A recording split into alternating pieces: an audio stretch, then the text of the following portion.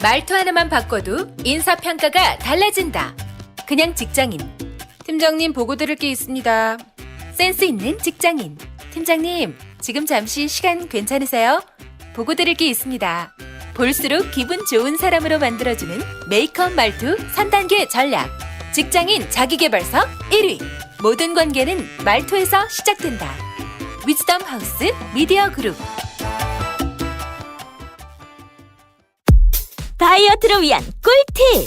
동결건조 채소와 곡물, 단백질, 그리고 효소와 비타민, 미네랄로 만든 다이어트 전용 그린 스무디로 하루 한두 끼만 바꿔 드세요.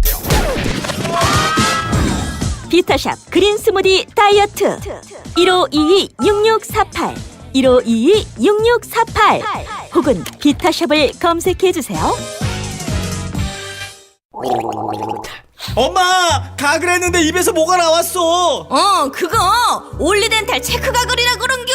지금 쓰고 있는 가글 사용 후 확인해 보셨나요? 무색소, 무알콜, 무계면 활성제의 올리덴탈 체크 가글은 쉽게 나온 입안의 이물질을 눈으로 확인할 수 있습니다. 딴지마켓에서 판매 중입니다. 한글도 남보다 빨리 깨치고 참 똑똑했는데 갈수록 실력이 뒤처지는 것 같아 걱정이에요. 혹시 초등학교 교과서 본 적 있어요? 어려운 어휘가 너무 많아요. 학교에서는 어휘 개념을 하나하나 설명해 줄 시간이 정말 부족하잖아요. 그럼 어떡하죠? 내 아이의 어휘만큼은 내가 책임져야죠. 어휘 공부의 정성. 초등어휘 3천, 초등어휘 5천. 검색창에 초등어휘 3천을 쳐보세요.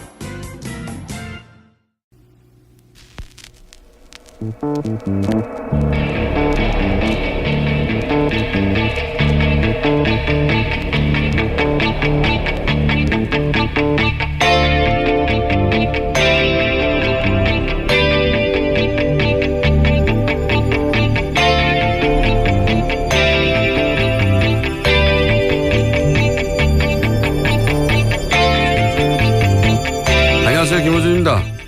살충제 계란에 대해 식약처는 성인이 매일 몇십 개 단위로 먹어도 문제 없을 정도의 독성이라고 발표했습니다.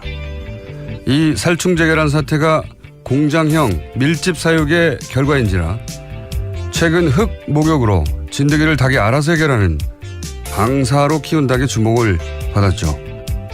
그런데 운동장에 재래닭을 자유롭게 방사시켜 키운 생협의 유정란에서 1979년 이래로 판매가 금지된 DDT 성분이 기준치 이하이긴 하지만 검출됐습니다. 이미 시중에서 구할 수도 없는 DDT이기 때문에 과수원으로 사용됐었다는 토지에서 과거 사용된 DDT가 남아 있었던 걸로 추정됩니다. 서울대 보건대학원 최경호 교수팀의 논문에 따르면 최근 산모 82명 중 81명의 모유에서 기준치 이하이긴 하지만 DDT 성분이 검출됐다고 하죠. 과거 과수원이나 집에서 마구 쓰였던 DDT는 반감기가 최대 24년이라 인체에 잔류하고 있었던 겁니다. 물론 식약처가 향후 독성물 관리를 엄격히 하고 그 결과를 주기적으로 투명하게 공개해서 그동안 상실한 신뢰 회복을 위해서 철저하게 노력해야 하는 건 당연한데, 그런데 그렇게만 하면 이런 화학물질이라는 먹거리 사태는 앞으로 다시 일어나지 않을 것인가. 인간의 생산성을 높이기 위해 자연을 조작하고 화학물질을 투입하는 한 이런 일은 계속 벌어지지 않을까. 소비에 관한 패러다임 자체를 다시 생각할 때가 된 게 아닐까.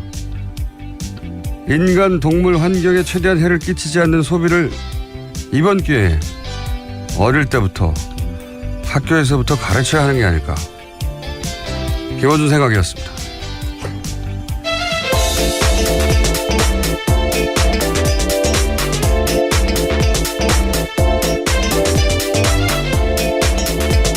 시사인의 김은지입니다. 네, 저 오프닝을 하다 보니까 오늘 바람 좀 괜찮은 것 같아요. 예.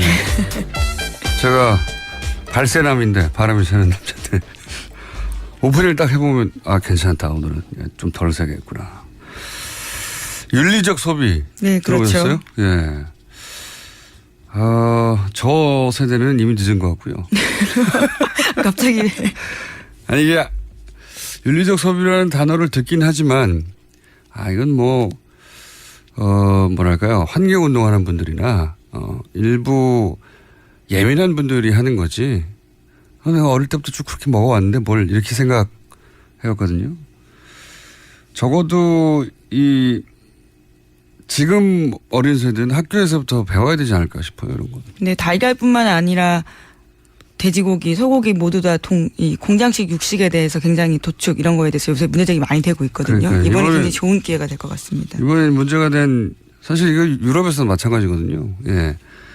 왜냐하면 대량으로 생산해서 달걀을 계란을 싸게 먹으려고 하다 보니까 닭이 대략 A4지 한 장 크기 KG에서 그것도 한 층이 아니라 막 12층짜리 밀집 사육을 하니까 거기 한 마리만 문제가 생겨도 다 퍼지는 거 아니겠어요? 예. 네, 취재 때문에 직접 가본 적이 있는데요. 또 이게 불이 24시간 켜져 있거든요. 굉장히 사실 끔찍한 환경이긴 합니다. 그러니까요. 그래서 어쩔 수 없어서 이제 왜냐하면 흙에서 키우면 닭이 흙을 뒤집어서 진드기를 알아서 털어낸다고 하는데 그 진드기를 잡기 위해서 살충제를 썼다는 건데 만약에 이걸 이제 윤리적 소비라는 관점에서 보면 설비를 이렇게 12단까지 하면 안 되는 거란 말이죠. 예. 케이지 넓이도 좀 넓히고 동물 관점에서 보면 그 불빛도 그렇게 24시간 키우면 안 되는 거고 그 관점에서 그런 걸 강제하는 법안이 있어야지 그냥 알아서 하라 그러면 되겠어요? 많이 단을 올리면 올릴수록 가격이 떨어지는데. 예. 그 AI 같은 사태가 벌어지면 물론 지난 박근혜 정부가 뭐라나 이런 문제에 대단히 유난할 정도로 유별날 정도로 무능하긴 했어요. 그런데 이제 일본에서는 살처분을 한 80만 마리 했단 말이죠. 예. 그때 유럽에서 몇만 마리 수준에서 끝났는데 우리는 이런 식으로 키우니까 우리는 그때 3천만 마리를 살처분을 했어요. 네, 구제역 때도 마찬가지였고요. 살처분이 어마어마했습니다. 어쨌든 이렇게 동물을 생명체가 아니라 이렇게 알 낳는 기계 취급을 하면 이런 복수를 당하는 게 아니겠는가. 그렇죠. 역습당하고 있는 거죠. 일종의. 예, 그래서 윤리적 소비를 국가 단위에서 어릴 때부터 할 때가 됐다. 이런 생각을 하게 됩니다. 계속해서. 예. 자, 첫 번째 뉴스는요. 네, 국정원 관련된 소식 계속해서 전해드리고 있습니다. 오늘 아침도 한겨레 신문 발로 국정원 관련된 새로운 소식이 나왔는데요. 국정원이 소위 오프라인 심리전을 위해서 박승춘 전 국가보훈처장이 만든 단체에 돈을 냈다라는 보도입니다. 단체 이름은 국가발전미래교육협의회라는 곳인데요. 2010년 국정원이 약 1년 동안 이 단체에다가 한 지회당 5천만 원 안팎으로 지원했다라는 겁니다. 그런데 단체는 서울 사무소뿐만이 아니라 11개 지회가 있었다라고 하는데요. 자금 출처는 모두 국정원 특수활동비였다고 합니다. 이제 오프라인 댓글 부대죠, 이게. 예. 예비군 훈련, 한마디로 예비군 훈련 때 강사들을 국정원이 관리했다는 거잖아요. 네, 안보 강연이라는 핑계로요. 강사들이 예비군 훈련에 가서 김대중 노무현 당선은 북한의 정치적 도발이 성공한 사례였다. 광우병 촛불 시위는 종북 세력의 선동이었다. 이런 식의 발언을 하고 다닌 겁니다. 국정원 돈을 받으면서요. 이명박 박근혜 정권 때는 안보라는 단어를 사용하면 그거는 진보 진영의 정치인 혹은 진보 진영 자체가 종북이다. 종북이라는 단어도 그때 탄생한 거예요. 종북이라는 단어도 그때 만들어낸 거거든요. 그래서 진짜 안보는 아무 상관없는 예비군 훈련 받으러 들어가면 김대중 노무현이 종북이었고 북한이 시켜서 한 일이다. 이런 걸 안보 강연이라는 이름하에서 했었죠. 네, 주로 촛불 집회를 또 비난하는 내용들이 주였습니다. 진짜 안보하고는 아무 상관없는데 안보라는 단어를 갖다 붙인 거죠. 예. 그래서 목적은 진보 진영을 말살시키겠다는 거죠. 예. 그래서 이 단어가 집중적으로 그때 유포됐는데 종북이라는 단어가 이 단어를 주도적으로 집중적으로 유포한 당시에 소위 논객들이 있어요. 또 저는 이분들과의 커넥션도 따져봐야 된다. 왜냐하면 최상위 단위에서 안보란 단어를 이렇게 사용하고 그리고 종북이라고 프레임을 짜서 어떻게 공개할 것인지 그렇게 짜진 다음에 최말단에서 이런 강사들이 그런 강연을 했을 뿐인 거거든요. 그런 계획 중에 소위 이제 보수 논객들이 이 단어를 주도적으로 적극적으로 유포한 사람들이 있어요. 몇몇이. 네, 강사 중에서 눈에 띄는 사람이 김성욱 씨라고요. 한국자유연합 대표입니다. 이 사람 같은 경우에는 아마 이름이 익숙하실 텐데 소위 알파팀이라고 해서 국정원 댓글부대 민간인 팀장이었던 사람이거든요. 이분보다 이력이 훨씬 겹칩니다. 유명한 분들도 있어요. 네. 이게 단순히 자기가 종북이라는 단어를 머릿속에 스스로 떠올린 게 아니라 이런 구체적인 로드맵 하에서 그런 역할에 주어졌고 그걸 수행한 사람들인 거죠. 네. 그 관계도 따져봐야 된다 이번 수사에서 그런 생각이 들고 그리고 이런 거를 한 사람을 결국 보훈처장에 앉힌 거죠. 네, 그렇습니다. 박승춘 보훈처장이요. 2011년에 2월 달에 국가보훈처장이 되는데요. 국가보훈처장으로서는 최장수였습니다. 박근혜 정부에서도 계속 국가보훈처장이었거든요. 네. 이런 생각을 하고 이런 돈을 받아서 국정원의 지시에 따라 움직이는 사람을 보훈처에 앉힌 다음에 5.18은 북한의 지시 때문에 일어난 일이다라고 하는 주장을 하는 사람이 갑자기 나타나기 시작하고 그리고 5.18 때 임을 위한 행진곡 부르지 마라라고 한 사람이 이 사람이고요. 네, 재창을 금지하게 된 거죠. 보훈처가 종북 장사를 하는 정치기관이 된 거예요. 보훈처하고 아무 상관없는 거죠. 네, 당시에 DVD도 문제가 됐었는데요. 보훈처가 만들어서 배포했던 내용인데 이 내용도 대부분 민주화 운동을 종북으로 헐뜯는 내용들이 담겨 있었습니다. 국정원은 정치 개입이 금지되어 있지 않습니까? 정치 개입을 한 정도가 아니라 정권은 정치 기구였어요. 완전한. 예, 이걸 보면 발본색원해야 한다고 봅니다. 예, 다시 반복되지 않도록 철저하게 그런 일을 하면 어떻게 되는지 반면교사로 아주 철저하게 따져서 발본색원하고 엄벌에 쳐야 된다고 봅니다. 이런 일을 이렇게 오랫동안 해왔던 거예요. 예. 네, 관련 안보교육에서는요, 이명박 전 대통령도 굉장히 강조했다라고 한겨레 신문이 보도하고 있는데 2010년 12월 달 국무회의에서 전국민 안보의식 강화를 주민했고 따라서 행정안전부가 전국의 안보교육을 부활시키는데 여기에 강사 70%가 국발협, 그러니까 국가발전 미래교육협의회 소속이라고 합니다. 지금 국정원이 조정했다고 하는. 예, 돈을 냈다고 하는. 그러니까요. 그렇게 말할 수는 없잖아요. 김대중 노무현을 북한의 지시를 받고 움직인 사람이라고 말하라 이렇게 할 수 없으니까 그걸 단어를 안보로 바꿔서 안보 교육을 강화하라고 한 다음에 실제 안보 교육을 하러 온 사람들은 하는 말이 이거잖아요. 김대중 노무현이 북한이 성공한 사례라고. 그런 교육을 10년간 받아왔어요. 네, 친북 좌파들이 언도에서 성공한 사례다 이런 식의 이야기들을 여러 차례 하고 다녔다라는 거고요. 종북이라는 단어가 이때 탄생한 겁니다. 누가 만들었는지 모르겠는데 국정원에서 만들었을 수도 있습니다. 자, 그런 일이 있었다고 합니다. 자, 다음 뉴스는요. 네, 어제 우병우 전 청와대 민정수석의 재판도 있었습니다. 해당 재판에서는요, 판사가 증인으로 출석한 문체부 공무원에 대해서 그 자리에서 압수수색 영장 발부하는 일도 있었습니다. 그래서 검찰이 해당 공무원의 집무실과 자택을 압수수색했는데요. 해당 증인이 나와서 거짓말을 한다고 의심이 되다 보니까 재판장이 그런 일을 한 겁니다. 이게 이제 뉴스가 된 이유는 이제 수사기관이 필요에 의해서 압수수색을 요청하는 거거든요. 통상. 이 경우는 재판부가 재판을 진행하다가 변호인 측 그러니까 우병우 측 증인이 명백히 거짓말을 하는 것처럼 보인단 말이죠.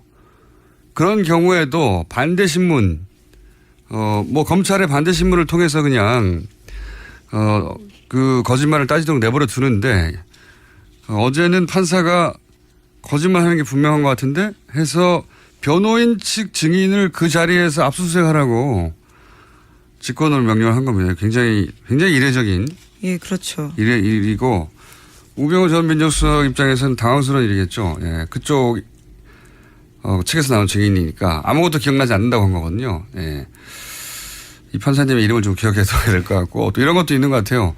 소위 이제 우병우 전 민정수석을 포함하여 지금 이루어지고 있는 재판 에서 재판부를 무시하는 듯한 태도나 하여튼 행동이 되게 많았잖아요. 예. 네, 계속해서 증언을 거부하거나 기억나지 않는다라고 하면서 무성의한 태도로 일관한 증인들이 굉장히 아예 안 나온 많습니다. 사람들도 있고 삼성 같은 경우에는 때로 증언을 거부했었죠. 증언을 거부했죠. 전례가 없는 일인데 사법부의 어떤 위신이 땅에 떨어진 것도 있고요. 예, 화가 난 것도 있는 것 같아요. 어쨌든 이번 경우에는 이 판사님은 직권으로 할 수 없어서가 아니라 하지 않았던 일인데 그냥 관리적으로는 본인이 압수수색을 지시한 것이다. 네, 왜냐하면 그렇습니다. 휴대전화 교체한 사실을 그 자리에서 파악하고 그렇게 됐을 경우에 내용들이 다 사라지면 안 된다라는 판단 때문에 직권으로 압수수색 영장 발부했다는 겁니다. 수사기관의 마인드가 돼버렸어요. 그 순간. 예. 자, 그런 일이 있었습니다. 또 다음 뉴스는요. 네, 김기춘 전 비서실장이 지난 17일에 서울구치소에서 서울 동부구치소로 이감됐다라는 소식입니다. 동부구치소 같은 경우에는 2달 전에 새로 생긴 최신 교정시설인데 여기에는 최순실 씨도 수감돼 있습니다. 김 전 실장이 수용된 곳은 6.5제곱미터의 독거실이고요. 심장질환 탓에 가까운 병원에 있어야 된다라는 게 김 전 실장 쪽의 설명입니다. 그 전에 있던 곳은 뭐 기차 타고 5시간 가는 곳입니까? 예. 김기춘, 왜냐하면 이런 최신 교정시설로 이송대결, 이감대결 원하는 수감자도 굉장히 많아요. 예, 많은데 그 중에 이제 선택받은 거죠. 김기춘 전 비서실장이 아니었으면 이감 안 됐을 거라고 저는 봅니다. 그 최신 시설이고 냄새도 안 나고 쾌적하니까 다들 가고 싶어 하는데. 수용자 인권 문제는 중요한데 말씀처럼 모두에게 평등하냐라는 의문을 가지게 하게 되는 것 같습니다. 이거 이렇게 이감하는 게 어렵습니다. 사실은 본인이 신청한다고 해서. 김기춘 전 비서실장 이어서 됐을 거라고 저는 추정하는 바입니다. 네. 지금 각 부처의 장만 바뀐 거니까요. 아직은. 자, 다음 수는요. 네, 박근혜 정부가 4년 동안의 임기의 성과를 평가하는 박근혜 정부 정책 백서를 발간했습니다. 국정과제의 85%가 완료되었거나 정상 추진됐다라고 평가했는데요. 반면에 일본과의 위안부 합의에 대해서는 역사적으로 매우 중요한 의미다라는 자평하는 내용이 담겼다고 합니다. 반면에 세월호 참사 후에 안전관리 체계를 혁신했다 자평했지만요. 왜 구조가 늦어졌는지에 대한 언급은 없었다라고 합니다. 이러한 백서 제작에 들어간 예산은 5억 원인데요. 전국에 3,000부 배포됐습니다. 레어 아이템이네요. 3,000부밖에 없다고 하면. 예. 모든 정보는 백서를 발간해야죠. 예. 그리고 아마 중요한 사료가 될 거라고 봐요. 나중에. 탄핵을 당했는데도 불구하고 이렇게 정신을 못 차렸다 하는 사료로 널리 회자될 거라고 봅니다. 예. 좋은 내용이네요. 대부분 잘했다는 거잖아요. 예. 그렇죠. 85% 완수했다. 근데 왜 탄핵을 당했는지는 이해할 수가 없는 거죠. 이것만 봐서는. 예, 거기에 대해서 한강욱 전 비서실장이 한 말이 있는데요. 예기치 못한 정책 여건 변화로 일부 성과를 거두지 못했다라고 하는 겁니다. 예기치 못한 정책 여건 변화로. 훌륭하네요. 저는 이런 백서 좋다고 봅니다. 나중에 아주 훌륭한 사료가 될 것이다. 예. 하지만 민망한 건 어쩔 수가 없죠. 거기다 국민 예산으로 정확한 평가를 하지 못했다는 점에서요. 자, 얼마나 좋은 사료입니까? 예. 만약에 거기가 반성으로 가득 차봐요. 사료가 될 수 없죠. 자, 다음 뉴스는요. 네, 이회창 전 한나라당 총재의 회고록이 오늘 나옵니다. 이 전 총재는 이 책에서 탄핵의 책임이 박근혜 전 대통령과 새누리당에 있다고 주장했습니다. 당시 여당 의원들이 박 전 대통령의 수직적이고 권위적인 당 관리에 순응하느라고 제대로 직언하지 못했다라고 주장하고 있습니다. 이회창 전 총재를 갑자기 인터뷰하고 싶네요. 네. 저희 한번 시도해 보겠습니다. 네. 제가 10몇 년 전에 한 17년 전에 처음 두 번째 출마하기 직전에 인터뷰한 적이 있는데 굉장히 인상적인 인터뷰였었거든요. 저로서도 여러 가지 이 단어들이 저도 인상적이었던 것 같은데 방송에서 쓸 수 없었던. 네, 굉장히 곤란한 질문들을 마구 했었는데 기억이 납니다. 다시 한번 인터뷰 시도해봐야 되겠습니다. 자, 다음 뉴스는요. 네, 어제 국민의당 제보조작 사건 첫 공판기일 열렸습니다. 이 자리에서 좀 새로운 이야기들이 나왔는데요. 김성호 전 의원과 김인원 전 국민의당 부단장은 모든 혐의를 부인했지만요. 다른 의혹이 불거졌다라는 겁니다. 채널A 보도입니다. 국민의당이 허위 녹취록 발표하기 이틀 전에 김성호, 김인원 두 사람이 새로운 의혹 제기했다고 합니다. 문재인 후보 같은 경우에 고용정보원의 특혜채용 감사 무마했다라는 주장이었는데요. 알고 보니까 이 내용 사실이 아니라는 걸 알고도 발표했다라는 내용이 나왔습니다. 그러니까 서울대 게시판에 올라온 글이 사실이 아니라는 걸 알고도 발표를 했다는 거죠? 예, 내부적으로 수차례 보고받았다라고 하는데요. 이를 묵살했다라고 하는 게 검찰의 주장입니다. 사실이 아니라는 걸 내부적으로 담당자들이 얘기했는데 그런데도 불구하고 사실인 것이라고 발표를 했다. 예. 당시 국민의당이 이제 안철수 후보 지지율이 문재인 후보에 거의 육박을 했다가 유치원 발언과 뭐 대선 후보 토론에 거치면서 지지율이 급락을 해서 반전 모멘텀을 만들기 위해서 결사적이었죠. 그때 당시. 그러다 보니까 이 뉴스는 그러니까 당시 국민의당이 팩트체크가 덜 됐거나 아니면 사실이 아니라고 내부적으로도 얘기하는데도 그런 모멘텀을 만들기 위해서 물불을 가리지 않았다. 이런 뭐 내부 분위기를 엿볼 수 있는 추가 정황인 건데. 예. 이준서 최고 역시 이런 분위기 속에서 제보 조작을 사전에 인지하고도 계속 추진하지 않았을까 하는 데 대한 간접 정황 정도로 제시된 것 같네요. 예. 네, 검찰 쪽 주장인데요. 우선 당사자들은 부인하고 있습니다. 이 이야기는 재판이 진행되면서 더 구체적으로 나올 것 같으니까 여기까지 하고요. 다음 뉴스는요. 네, 도널드 트럼프 미 대통령이요. 오늘 오전 약 4,000명 병력을 추가로 파병하는 아프간 전쟁 대응 전략을 발표할 계획입니다. 미국 우선주의에 따라서 막대한 비용이 들어가는 아프간과 이라크에서 발을 빼야 한다고 주장했던 후보 시절 이야기를 뒤엎는 조치입니다. 트럼프 후보 시절에는 쓸데없이 밖에 나가서 돈 쓰면 안 된다고 그렇게 주장을 했었죠. 그러다가 소위 이제 미국의 개입주의를 주창했던 오바마하고는 다르게 그랬는데 이제 그렇게 안 되는 거죠. 이미 발이 깊숙이 들어갔던 사안들에 대해서 발을 빼려고 해도 마무리를 짓고 나와야 되니까요. 그래서 이제 태도를 바꿨다는 거고. 또 게다가 배너언이 퇴출되고 또 맥메스터가 더 입김이 강해졌다라는 분석도 나오고 있기 때문에요. 이와 관련해서 북핵 문제 해결에 있어서도 외교적 해법에 실패할 경우에 군사적 옵션 꺼내들 가능성이 있다라고 TV조선은 분석하고 있습니다. TV조선은 그렇게 분석하겠죠. 예. 북핵 문제가 외교적으로 잘 안 되면 군사적 옵션. 군사적 옵션이라는 게 지난주 내내 얘기했던 뭐 폭격을 한다든가 뭐 그런 거 아닙니까? 전쟁 나면 절대로 안 된다고 하는 그 얘기를 또 하는 거예요. 예. TV조선은 전쟁이 났으면 좋겠나 봐요. 예, TV조선은 어쨌든 지금 상황에서는 북핵 문제가 또 외교적으로 잘 안 되면 군사적이라는 게 뭡니까? 전쟁하자는 거지. 전쟁은 확률이 높다라고 분석을. 우리 보수는 전쟁을 원하나 봐요. 예, 실제로 과거에 우리 보수는 전쟁 나면 가장 먼저 도망갔었습니다. 여기까지 하겠습니다. 시사인의 김은지였습니다. 감사합니다. 골반 잡자 바로 잡자 바디로직 허리 통증 바로 잡자 바디로직 2017년 쿨 썸머 바디로직 라이트 출시. 통기성이 좋아 땀 걱정 없이 한여름에도 쾌적하게. 입은 듯 안 입은 듯 가벼움의 신축성은 그대로. 자세가 좋아지는 골반 교정 타이즈 바디로직 검색창에 골반 교정 바디로직 라이트. 아무도 묻지도 따지지도 않고 가입하셨다고요? 보험은 너무 어려워요. 걱정 마십시오. 마이보험 체크가 도와드립니다. 1800-7917 마이보험 체크로 지금 전화주세요. 1800-7917 이미 가입한 보험이나 신규 보험도 가장 좋은 조건을 체크해서 찾아드립니다. 인터넷 한글 주소 마이보험.com 또는 카카오톡에서 아이디 검색 마이보험을 친구 추가하여 상담하실 수 있습니다. 모닝똥? 제겐 사치였죠. 내가 토끼인지 토끼똥이 나인지. 내가 변을 본 것인지 변을 당한 것인지 나는 바나나이고 싶다. 간혹 구렁이이고도 싶다. 미궁 대장사랑 빅똥의 추억 미궁 대장사랑이 찾아드립니다. 혈중 콜레스테롤 개선과 배변활동에 도움을 주는 건강기능식품입니다. 검색창에 미궁 대장사랑. 미궁 장사랑 이름 바꿨어요. 프로바이오틱스 12종 추가. 미궁 대장사랑.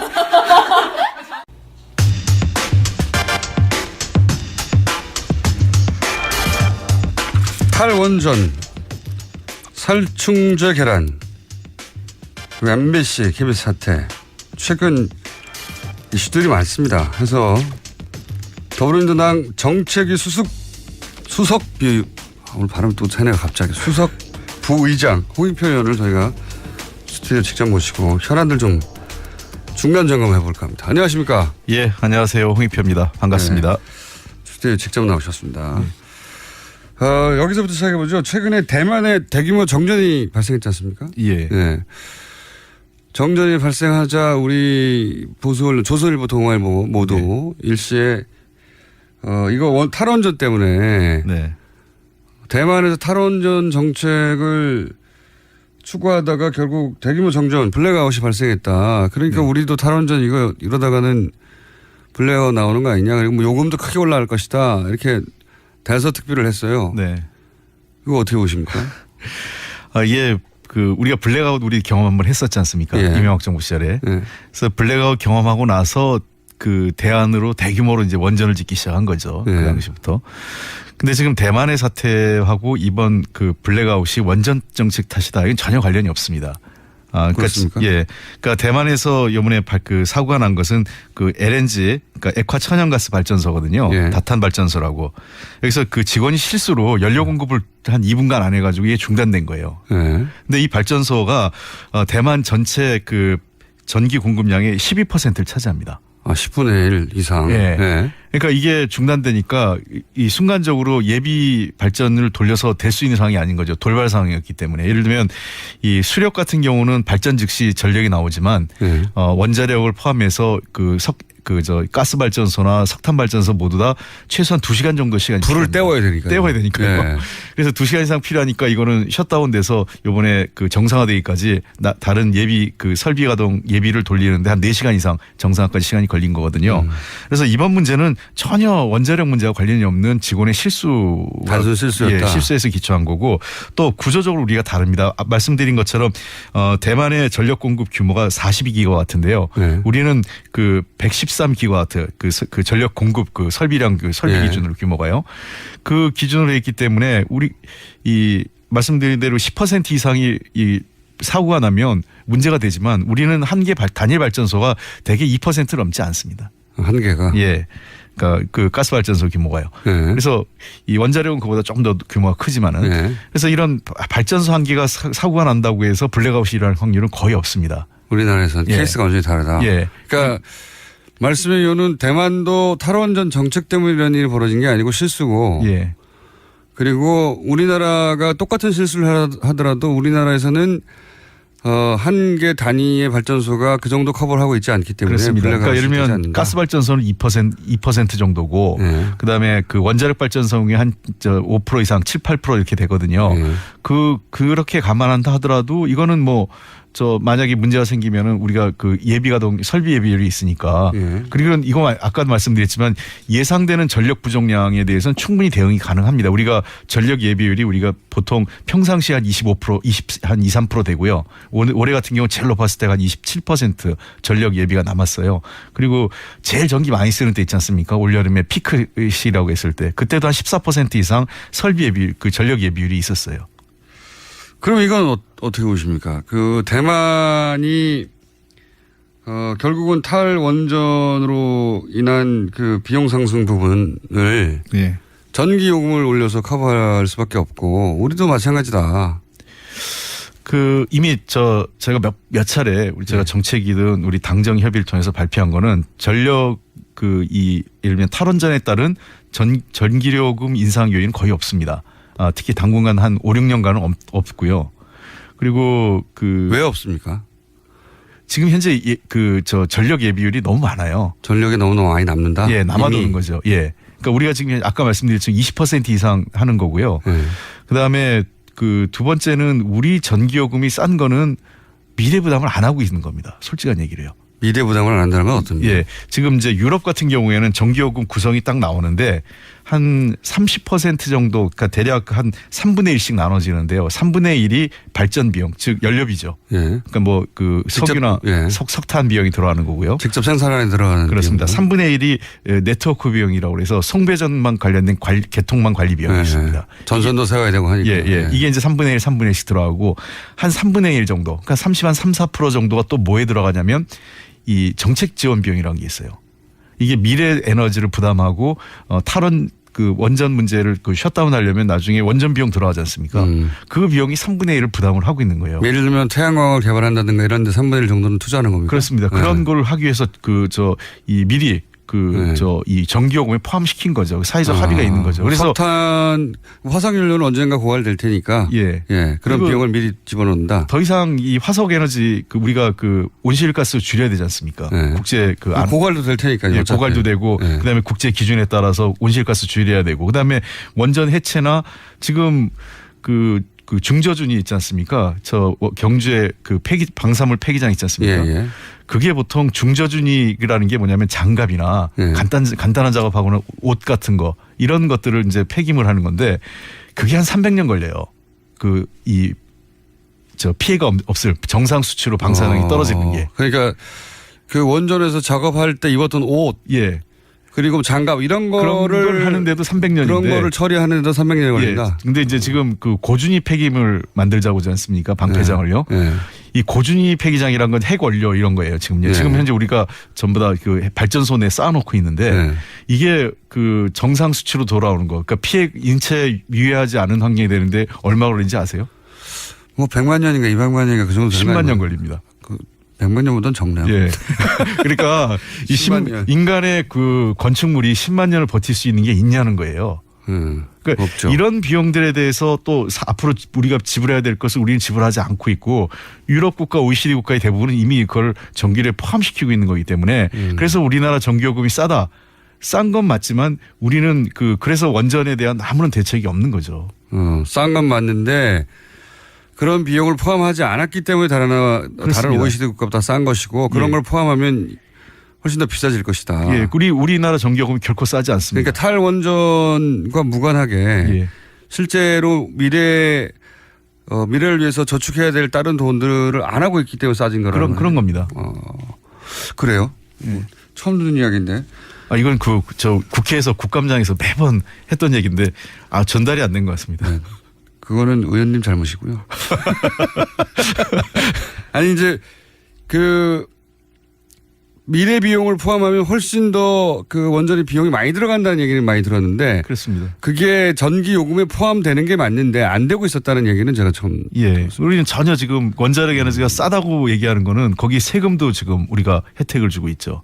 그다음에 전혀 미래 비용 부담하지 않고 있으니까 이미 미국 같은 경우도 미국이나 영국 모든 통계에서 한 2020년 이후가 되면 원자력보다는 태양력이나 풍력이 훨씬 더 저렴하다 이렇게 나오고 있어요. 그런 보고는 제가 들었는데 여기서 궁금해지는 건 이제 반론들도 있지 않습니까? 물론 반론들도 있는데 보수론 제가 이해가 잘 안 되는 거는 원자력 학계에서는 본인들의 전공이고 본인들이 그것으로 학위도 땄고 했기 때문에 계속해서 원전이 안전하다고 하고 생산성이 높다고 주장할 수 있다고 봐요.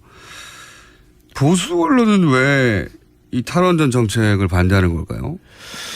우선 왜 그런 겁니까? 여러 가지 이유가 있는데 여러 가지 이유를 다 말해주세요.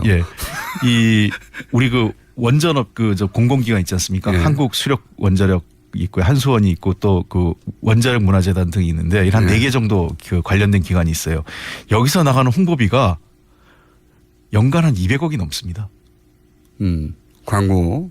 광고 홍보비가요.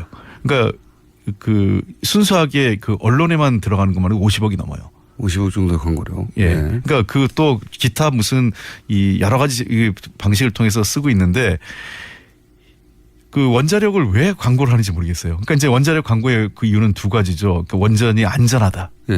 그런 광고 가끔씩 있죠. 원전이 안전하다는 걸 이데올로기를 사실 그동안 전파해온 겁니다. 그래서 원전이 깨끗하고 안전한 거다라는 걸 굉장히 우리 사람들 머릿속에 심어놓은 거죠.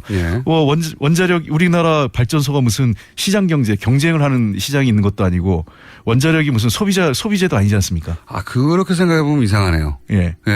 그러니까 원자력이 경쟁 제품과 다투는 게 아닌데 광고를 할까? 그리고 우리 소비자가 직접 구매하는 것도 아니지 않습니까? 그러네요. 광고할 필요가 없네요, 사실. 광고할 필요가 없는 건데 광고비가 그렇게 과다하게 책정된 게 그리고 제일 많이 받은 게 우리 보수 일간지들이 제일 많이 광고비를 혜택을 보고 있어요. 보수 일간지들이. 그래서 직접적인 이유는 광고비와 관련된 게 있다 이런 이유도 하나 있을 것 같고 더 본질적으로 보면 사실은 이게 이 원자력 문제하고 성장론 개발주의하고 맞닿아 있습니다. 그러니까 전기하고 경제 성장이 연계돼 있고 계속 그 문제에 대해서 재계나 이런 쪽에서 요구가 있는 거죠. 재계는 계속 싼 에너지를 쓰고 싶어 하지 않겠어요? 일본 기업이 한국에 투자하는 이유 중에 하나가 어떤 기업은 한국의 전기료가 싸서 옵니다. 근데 이게 말이 안 되는 게 우리나라도 이제는 더 이상 그런 에너지 과다 산업, 전력을 과다 소모하는 산업으로 가서 안 되거든요. 그 인천 그 이런 제철소들이 많아요. 그 우리나라 제철소들이 전기로 그 쇠물을 녹이는 거 있어요. 이게 말이 안 되는 거죠. 전기로 할 때는 열 손실이 일정 한 그 35% 이상 열 손실이 생깁니다. 전기가 너무 싸서. 예. 그러니까 이 가스나 석탄으로 그 전기를 발생하는 과정에서 30% 이상의 열 손실이 있는 거예요. 에너지 손실이 됩니다. 그럼에도 불구하고 전기요금이 너무 산업용 전기요금이 싸다 보니까 그 제철소들이 전기로 그러니까 전기로 쇠물을 녹이는 거죠. 열역하게 역행할 정도로 전기료가 싸군요. 그런 거죠. 에너지 효율이 떨어지는데도 싸니까 쓰는 거군요. 전기로. 그렇습니다. 그거는 기업 탓을 할 수가 없죠. 기업은 그게 싸니까. 자기들은 그 경제적으로 맞으니까요. 아하. 그리고 이제 그 발전소를 한번 건설하면 적어도 몇 년, 4, 5년 이상 거기에 이제 건설 사업, 그 소위 대기업들이 건설사를 쥐고 있으니까 그 이권하고도 좀 연관이 있겠네요. 그렇습니다. 지금 신고리 오리콕이 실제로 이 건설하면은 앞으로 한 10년간은 그 원자력계에서는 안 지어도 될 거로 생각할 거예요. 먹고 살 수 있으니까. 그리고 그 이후에 10년 후에 보수 정권 들어오면 다시 원자력 정책하면 된다 이렇게 얘기하고 있어요. 그래서 지금 버티는 거군요. 예, 그러니까 오리콕이 신고리 오리콕이만 건설하면 된다 이렇게 생각하는 거죠. 왜냐하면 그 사이에 10년 지나가니까. 10년 지나가니까요. 예. 길어봐야 10년 아니겠어? 예, 그런 거죠. 뭐 우리나라 정권 텀이 지금 10년 단위로 바뀌니까. 10년 단위 최근 2번 20년간은 그랬죠. 그렇죠. 예. 그래서 이제 그렇게 보는 거죠. 뭐 미국처럼 미국도 8년 단위로 계속 바뀌니까 뭐 우리도 그렇게 하지 않겠냐. 그러면 다시 또 그 원자력 친화 정부가 들어서면 또 우리도 먹고 살 게 생기지 않겠냐 이런 생각을 하는 거죠. 그래서 이번에 중단하려고 하는 걸 그렇게 안 된다고 하는 이유 중에 하나는 그런 게 있는 거고요. 예. 그러니까 지금 신고리 오리콕이만 짓고 나면 더 이상 자기들도 진짜 말하기 어렵다는 걸 잘 알고 있습니다. 한 2025년 30년까지. 그러니까 또 이해가 가요. 요거 한번 지으면 10년인데 10년이면 뭐 다음 보수 정권 들었겠지 뭐 이렇게 생각한다. 갑자기 이해되려고 합니다. 그래서 보수 언론이 그리고 또 이런 것도 있겠죠. 이제 현 정부가 문재인 정부가 탈원전을 주장하니까 그 정책에 일단 반대해 놓고 보는 것도 있어요. 모든 정책에 다 반대하고 있잖아요. 지금 그런 거죠. 예를 들면 뭐 야당들도 사실은 원자력 비중을 낮추겠다고 다 대선 때 공약을 했어요. 근데 지금 와서는 다들 지금 뭐 대선 공약은 다 잊어버리고 원자력 정책이 너무 빠르다. 뭐 너무 성급하다, 졸속이다 이런 얘기하는데 제가 보기에는 그 우리나라 원자력 정책은 탈원전 정책을 하는 다른 나라에 비해서 매우 천천히 가는 거예요. 그러니까 실제로 이 새로 짓지 않고 기존의 원자력이 수명이 닿으면 셧다운 하겠다는 거기 때문에 원자력 60년간 하겠다는 거 60년간 가요. 앞으로. 그래서 2079년까지 갑니다. 그러니까 앞으로 60년간 하겠다는데 지금 이렇게 난리가 났어요. 그러니까 절대로 그 대만 같은 경우 굉장히 빠른 속도로 급격하게 탈원전을 한 나라거든요. 그러니까 우리하고는 경우가 좀 다른 거죠. 그래서 우리는 급격한 전기요금 상승이 없다는 게 지금 원자력을 다 셧다운하는 것도 문 닫는 것도 아닌데 맞습니다. 계속 그러니까 전력 예비율이 남아 도는 거예요. 그리고 문 닫을 발전소들은 문 닫게 하겠다는 거죠. 그냥 수명이 다 되면요. 탈원전이라고 하기에도 굉장히 소극적인 탈원전이에요. 지금 잘 돌아가고 있는 걸 문 닫겠다는 게 아니라 어차피 수명이 다 하면 그 수명을 연장하지 않겠다는 거 아닙니까? 그렇습니다. 그러니까 신고리 오리콕이가 만약 건설되면요. 2082년까지 갑니다. 그러니까 신고리 오리콕이 수명이 그때까지 가니까. 그러니까 우리나라는 완전한 원전이 없는 나라가 되려면 2082년이 되는 거죠. 알겠습니다. 원전에 대해서는 어느 정도 이해했고 저희가 이 탈원전 관련해서는 반론권을 보장한다고 여러 차례 얘기했는데 잘 안 나오시더라고요. 저희 방송에는. 원전을 주장하시는 분들이 저희 방송 싫어하시는 것 같아요. 자, 그건 그렇고요. 자, 살충제 해란 문제. 일단 집권 여당의 탈원전에 가는 시각은 이해했습니다. 살충제는요. 살충제 해란은 누구 책임이고 어떻게 해결해야 되며 지금 문제가 뭡니까? 뭐 그 누구 책임이라기 이전에 이 문제는 그 굉장히 우리 농업의 구조적인 문제라고 생각을 합니다. 이게 왜 농피아 얘기가 나오는 거죠? 그 지금 핵섭이라고 이제 이 친환경 인증을 해주는 인증. 그 인증 마크가 있는데 왓썹처럼 들려요. 핵섭. 그래서 그거를 해주는 게 주로 이제 그 저 농림부에서 그 퇴직한 관료들이 그런 쪽으로 와서 인증 사업을 하면서 그것을 계속 인증기관을 만들고 인증기관을 통해서 그런 그 수익 사업을 하고 있었기 때문에 관료 출신들이 그런 기관에 가서 인증 사업을 하니까 그 후배들이 결국은 그 커넥션이 만들어져서 계속 그렇게 할 수밖에 그래서 없다. 이제 논피아라는 얘기가 나온 건데요. 그러니까 묵인하는 거죠. 그러니까 그런 어떤 인증기관 설립 허가를 쉽게 내주고 또 인증기관이 하는 거에 대해서 엄격하게 규제하지 않고 그러면서 그런 짬짬이 구조가 만들어지는 게 있고 두 번째는 우리가 이 농업의 문제에 대해서 이 시각을 바꿔야 될 때가 있어요. 이게 뭐냐면 박정희 정부 시절부터 만들어진 건데 기억하실지 모르겠지만 개발 독재, 저임금 그 노동자를 양산하기 위해서는 가장 중요한 게 먹고 사는 식료품 가격을 낮춰야 되지 않습니까? 그러니까 쌀값을 그때부터 굉장히 제한하기 시작했거든요. 쌀값이나 농산물 가격. 그래서 우리 국민들한테는 농산물은 매우 저렴하고 싸게 공급해야 한다는 인식이 매우 자리 잡혀 있어요. 그러다 보니까 이 닭 같은 경우도 요번에 문제가 된 양계 농장도 AI나 또는 요번에 살충제 문제가 구조적으로 발생하는 거는 이 공장형 그러니까 밀집해서 대량으로 생산하다 보니까 12층까지 있다고. 그건 뭐 다른 빽빽하게 나라에서는 도저히 나오지 않는 층수라고 하더라고요. 움직일 수 없는 닭이 그 안에 그 닭장 안에서요. 잘 아시는 것처럼 미국에서도 이게 문제가 꽤 오래된 문제가 됐습니다. 10몇 년 전에. 그래서 KFC 아시잖아요. 그 켄터키 프라이 치킨 못 쓰잖아요, 지금요. 그래요? 예. 그래서 KFC로 바뀐 겁니다. 그럼 그게 왜냐하면 환경단체에서 그게 이제 그 자기들이 특정 부위를 이렇게 키운 거거든요. 이 닭을 생산하면서. 그러니까 더 이상 이거는 닭이 아니다.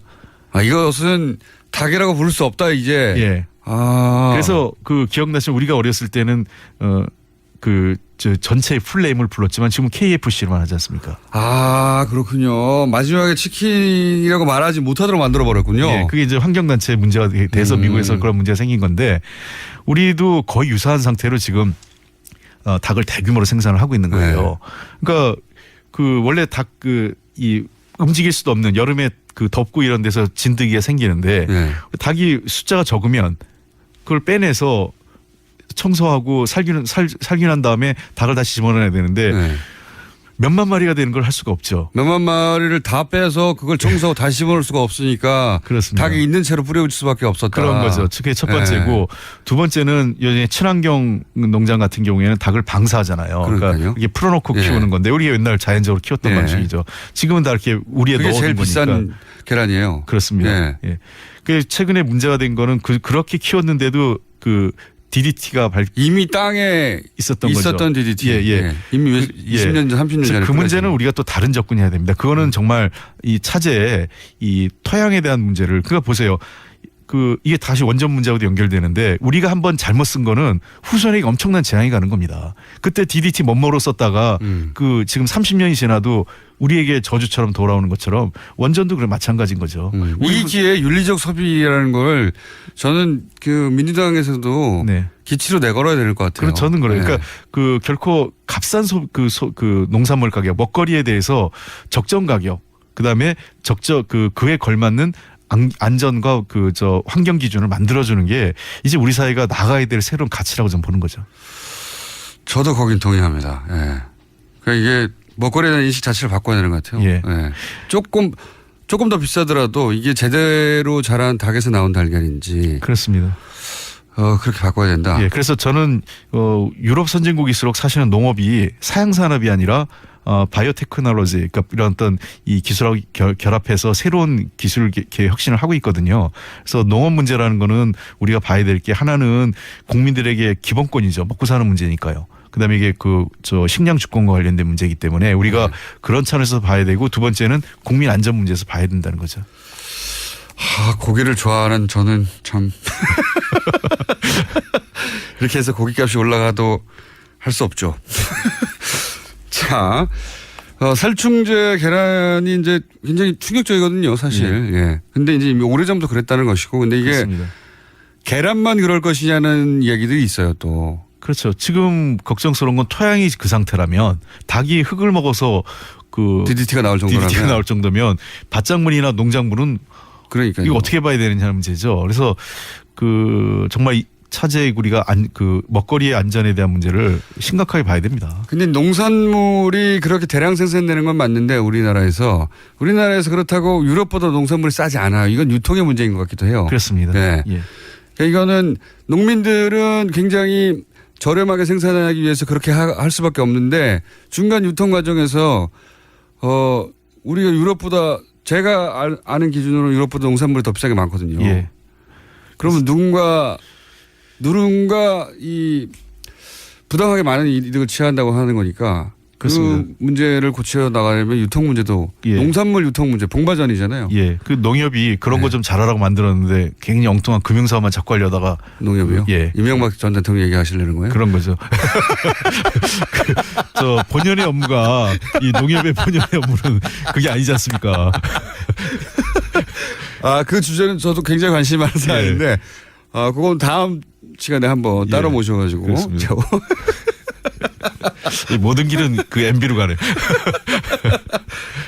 이 MBC KBS 문제는 어떻게 합니까? 지금 3분밖에 안 남았는데 이 조근조근 설명을 잘 하시니까 제가 쏙쏙 귀에 들어와 있는 중인데 이 MBC KBS 문제는 과거 정권은 사실 정권에서 사장을 찍어서 바꿔버렸잖아요. 불법적으로. 그렇습니다. 그러고 나서 소송이 걸리면 나중에 이기더라도 어떡합니까? 벌써 4, 5년 지나버렸는데. 근데 이번에는 그렇게 못하지 않습니까? 예. 어떻게 해결합니까? 좀 답답합니다. 그러니까 우리가 법으로서는 임기가 보장돼 있기 때문에 공영방송에. 근데 툭하면 이제 우리가 그 공영방송 장악하려고 그런다. 그래서 제가 한번 우리 정책회의 할 때 뭐라고 그랬냐면 아니 국민들 앞에 해당 방송사 로고도 못 들고 가는 방송 장악해서 정부 여당에 무슨 도움이 되겠냐 그랬어요. 차라리 김어준의 뉴스공장을 장악하면 도움이 될 것 같은데. 장악이 안 됩니다. 근데. 예. 그래서 제가 공영방송 보고 얘기한 거는 정권이 장악하고 싶은 탐나는 방송부터 먼저 만들어 달라 그랬어요. 그러니까 국민의 신뢰나 공정성 회복이 우선인데 최근에 MBC나 KBS 자체 내에서 지금 내부적으로 구성원들이 더 이상 견딜 수가 없어서. 그러니까 시체말로 창피해서 못 살겠다예요. 그분들이. 우리도 그동안은 정말 참고 또 권력이 뒷받침하니까 우리가 숨죽인 채 살았지만 물론 그 안에서 투쟁은 계속 간헐적으로 있었어요. 그분들이요. 근데 이제는 더 이상 못 견디겠고 자기들이 바꾸겠다고 하는데 김장겸 사장이나 고대영 사장 같은 경우 진짜 후배나 자기가 소속했던 기관의 미래를 위해서는 스스로 거취를 결정하는 게 제일 좋죠. 제 생각에는 그분들의 계산은 열심히 탄압을 받아가지고 그 탄압받는 이미지로 나중에 총선에 출마하시려고 하는 게 아닐까. 그래서 저도 그게 걱정입니다. 그래서 언론 탄압 이미지 받고 무슨 비례대표 받거나 정권으로부터 탄압받았던 그 경력을 쌓으려고 하시는 게 아닌가 일부러. 그럴 개연성도 우리가는 좀 앞으로 상황이니까 지켜봐야 되겠고요. 자, 벌써 시간이 다 됐는데요. 이게 직접 나오시는 게 재밌군요. 그리고 오늘 하다가만 농협과 이명박 전 대통령의 관계에 대한 얘기도 해야 될 것 같습니다. 그거는 다음에 한번 사자방 관련돼서 한번 했으면 좋겠습니다. 자원비리도 있고.